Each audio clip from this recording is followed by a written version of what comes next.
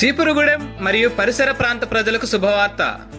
April 11 మరియు 12వ తేదీలు అనగా గురువారం మరియు శుక్రవారములలో యంగ్ గాస్పెల్ టీం చీపురుగూడెం వారిచే అంత్యకాల రక్షణ